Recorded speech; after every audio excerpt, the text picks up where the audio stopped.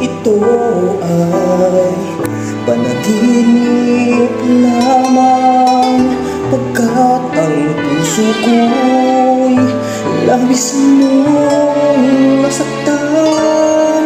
Pakiusap ko, ako ay pakinggan. Kailangan kita ngayon at kailanman. Kailangan mong malaman na ikaw lamang ang tunay kong minahal.